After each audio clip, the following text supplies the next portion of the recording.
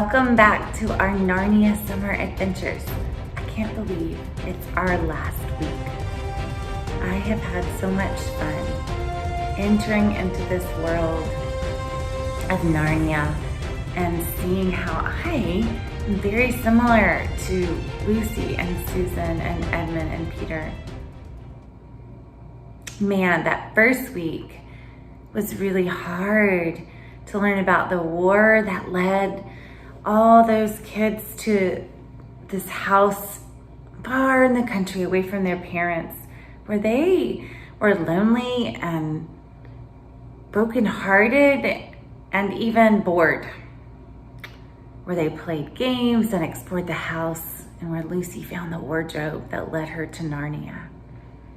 And we learned how the Lord is near the brokenhearted, right? And he saves those who are crushed in spirit in our world, right? Which is me and you and our families in our world right now, especially during COVID. And then the next day was kind of a hard day, right? For we learned of Edmond's betrayal and his temptation of Turkish delight and how that consumed him. And we also realized we had our own temptations, right? And our own things that consumed us and kept us from loving the people around us. That was sin. And then, the third week, such a fun week because we celebrated Christmas in July. Because Edmond and, Lucy and Peter and Susan, not Edmond at this time because he was still with the Queen, they got to meet Father Christmas, right? As Narnia the snow began to melt and spring came, and they learned of Aslan being on the move. And we also learned of our Aslan, right, in our world, who's been on the move, who came and was born in a stable, our Christ, who is a wonderful counselor, a mighty God, Prince of Peace, Holy One. And then, last week we learned about the great sacrifice that Aslan had to pay for Edmond's betrayal. It was so sad as Lucy and Susan witnessed his death. And then we realized the same thing happened for us that happened for Edmond. When we put our hearts, when we wrote down our ways that we have disobeyed God, and that ultimately we deserve separation from him because of those sins. And we learned that Jesus took that on, and we put those on the cross, right? And we were given new hearts because he gave us his righteousness. And so as we move into this final week, we are going to start off by singing "There is Power in the Blood." And join me, stand up, and sing along with this really, really, really good news. Thanks for watching Life Tree Kids.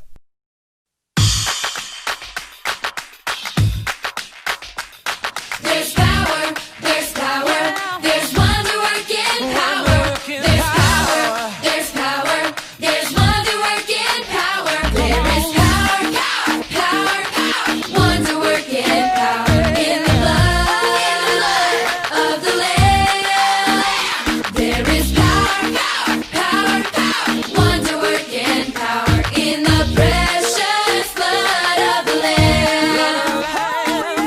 Would you do service for Jesus, your King? There's power in the blood, power in the blood. Would you live daily his praises to sing? There's wonderful power in the blood. There is power, wonder-working power in the blood of the Lamb. There is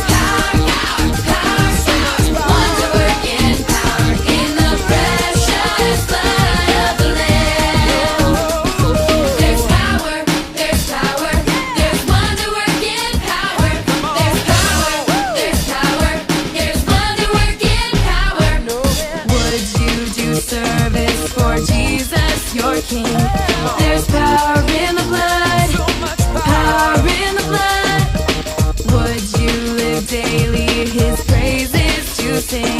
There's wonderful power in the blood. There is power, power, power, power. Wonder working power in the blood of the Lamb.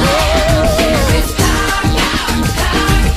Wonder working power in the precious blood of the Lamb. In the precious blood of the Lamb. Great job. I love that song so much. That is a super fun song to sing and do the motions with. And that leads me to our memory verse for this week. It actually is about what we just did. We got up and sang about the power of Jesus' blood and what it did. It paid for our sins and made us right with God, white as snow. So basically, we greatly rejoiced in the Lord, and that's the first part of our memory verse. And we're gonna go, I will greatly rejoice in my Lord. I will greatly rejoice in the Lord.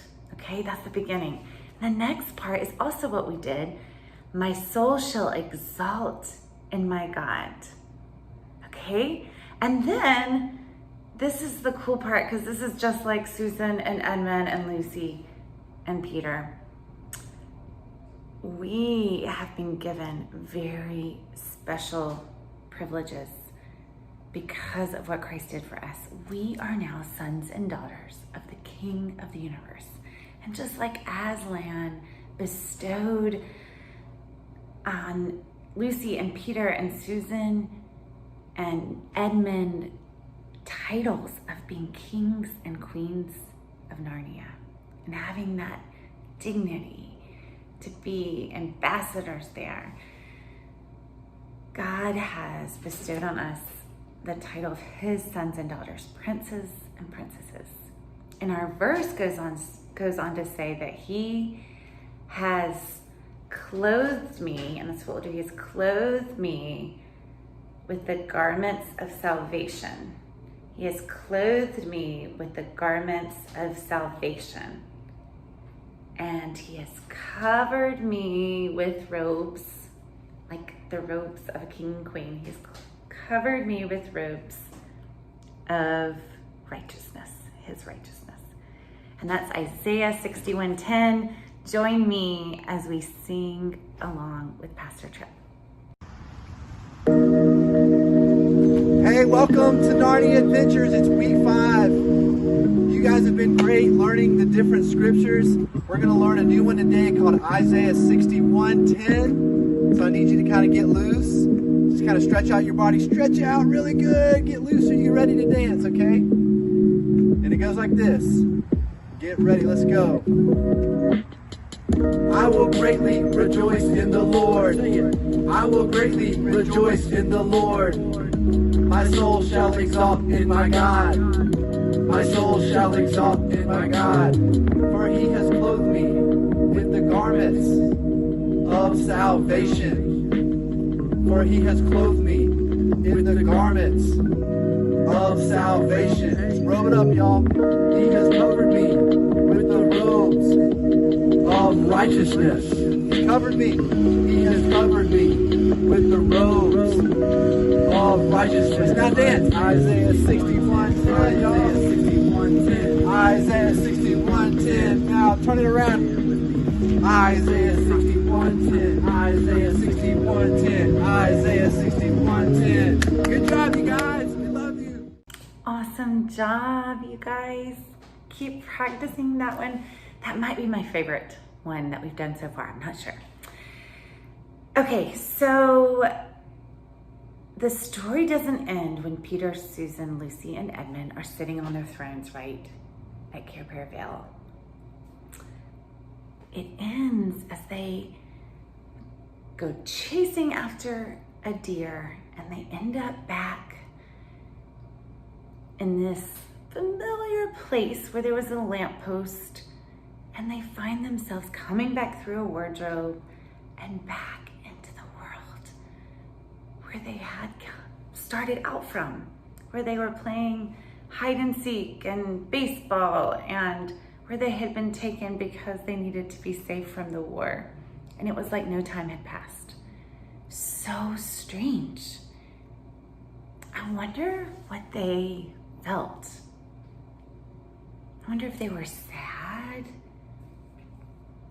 I wonder if they were missing Aslan already. I wonder if they felt lonely because they had all these people in Narnia that they had fought beside them, they had rescued them, they had helped each other, right? They had this whole community and family in Narnia. I wonder if there was part of them that were glad and their parents were still right in this world. And so there was a hope that they could see them too. I'm sure they felt so many different things. Do you know that we are actually made for another world too? We are going to hear a story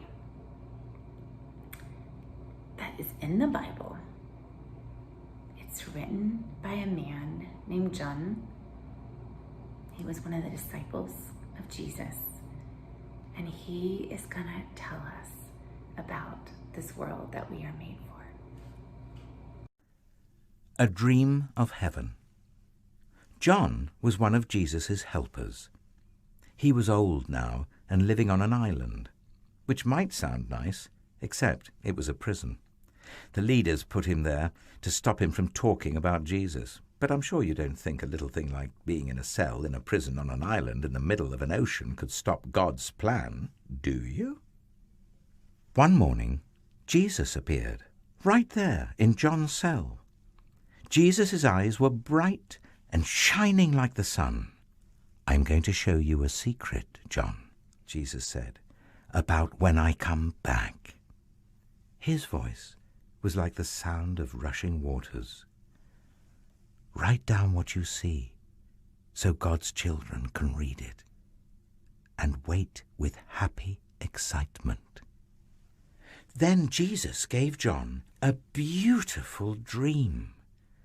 Except John was wide awake, and what he saw was real, and one day it would all come true. "I see a throne, and on the throne is a king, and the king is Jesus.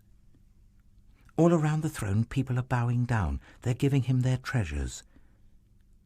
There are loud cheers and clapping and bright laughter like a thousand waterfalls, and everyone bursts out singing a new song. This is our king, the Lamb who died, so we don't have to. Our rescuer, all honor and glory forever and ever." And every creature everywhere, in heaven and on earth, and under the earth, and in the sea, joins in. And then from all around, a wide, immense, beautiful silence. And I see Satan, God's horrible enemy, thrown down, defeated. I see a sparkling city shimmering in the sky, glittering, glowing, coming down from heaven. And from the sky, heaven is coming down to earth. God's city is beautiful. Walls of topaz, jasper, sapphire, wide streets paved with gold, gleaming pearl gates that are never locked shut. Where's the sun? Where's the moon? They aren't needed anymore. God is all the light people need. No more darkness. No more night. And the king says, "Look, God and his children are together again. No more running away or hiding. No more crying or being lonely or afraid. No more being sick or dying, because all those things are gone. Yes, they're gone forever. Everything sad has come untrue. And see, I have wiped away every tear from every eye.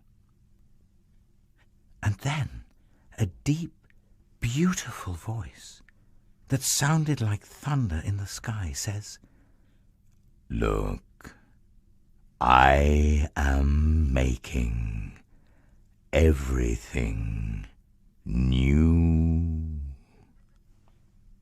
It was hard to squeeze all John saw into words and fit it onto a page and cram it into a book.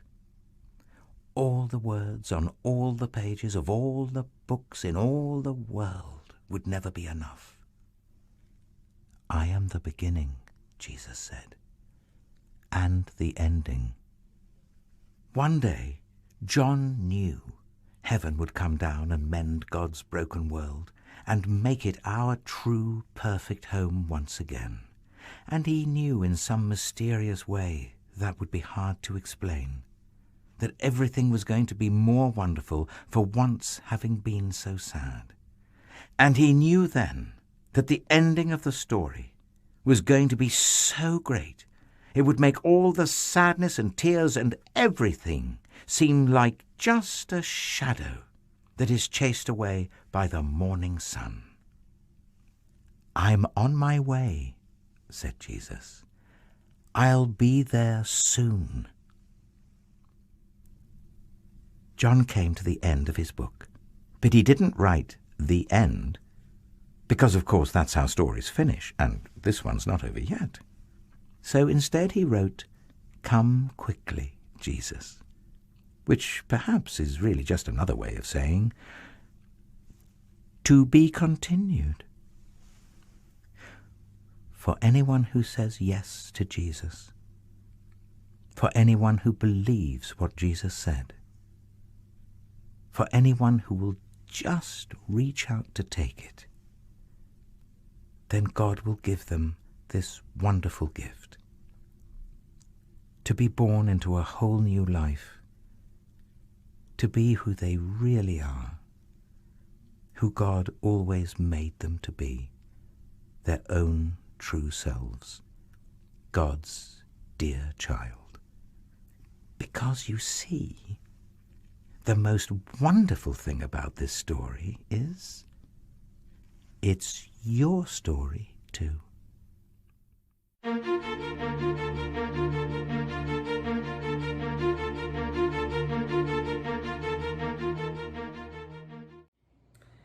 Okay, whoa, that was an amazing story. And you won't believe who I have with me right now I have the author of that story, the one who wrote it. I'm John, although not John the Baptist who you've heard about, a different John.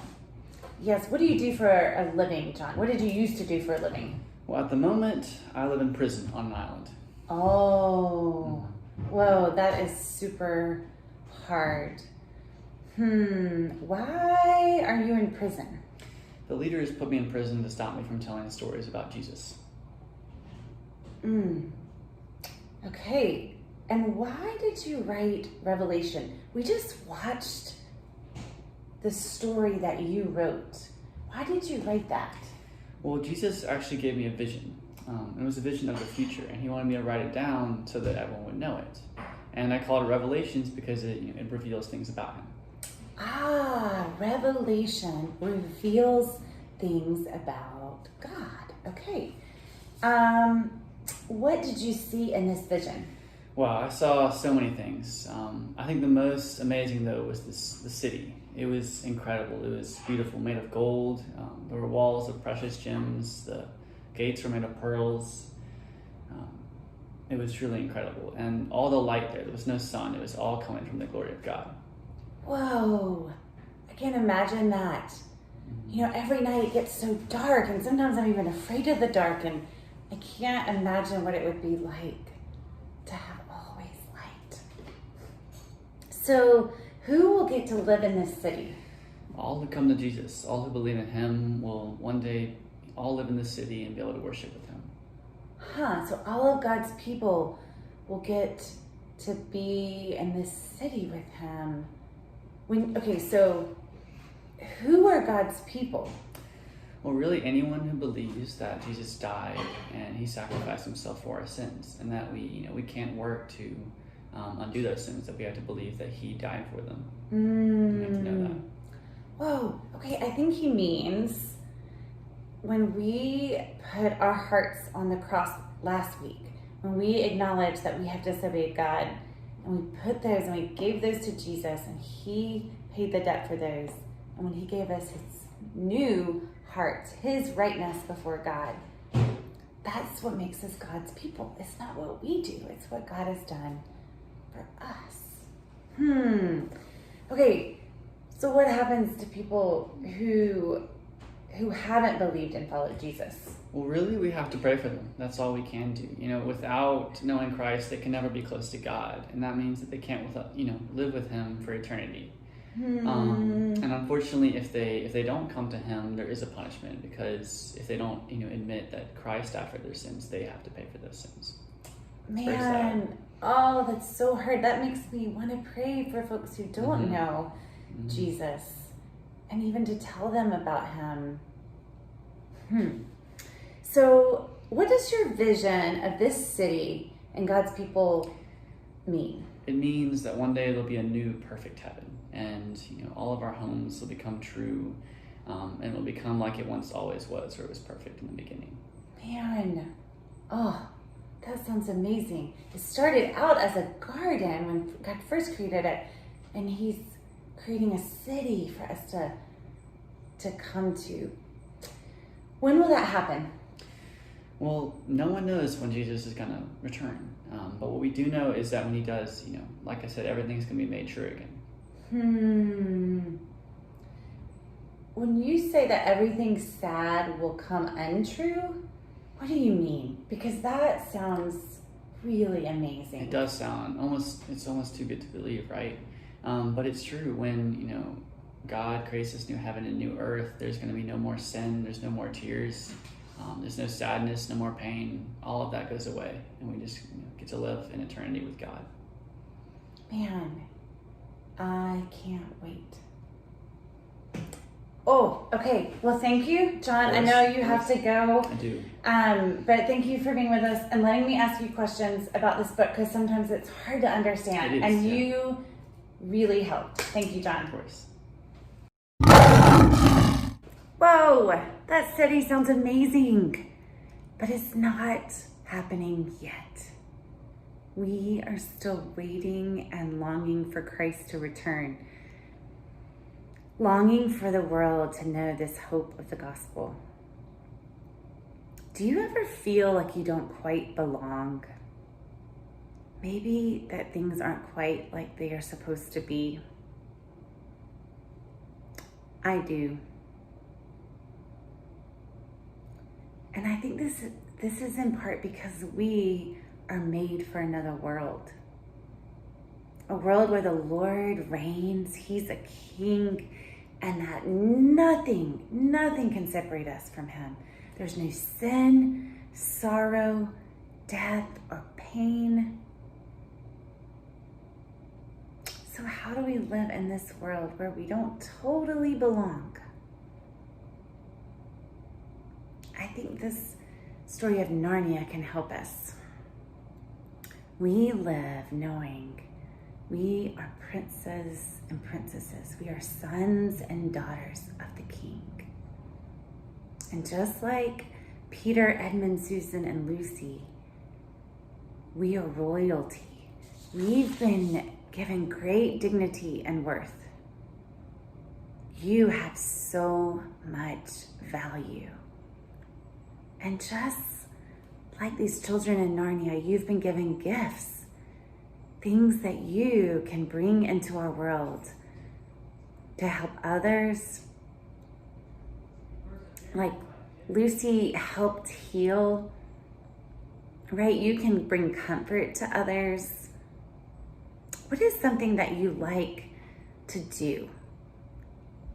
Maybe it's something like a game that you love to play, or maybe you have heard your mom or dad say, whoa, you're really good at this. That is something that you've been given, a gift that you can share with others in our world, because you are an ambassador for our King. How can we use these gifts to glorify God? Let's ask some others in our life, maybe your mom and dad, maybe some friends, what are some gifts they see in you? And maybe we could dream together and pray together about how we can use those to bring God's love to others in our world, where we could fight for justice and rescue the oppressed and share what we have when we've been given so much, right? So many ways we could bring his love and live as princes and princesses. So let's dream about this, knowing that even during COVID, right? Even when there's really hard things in our world, we can always trust in our God. So let's sing our song one last time. Stand up and join with me in declaring our trust in our good, good Father and King. You're watching Live 3 Kids.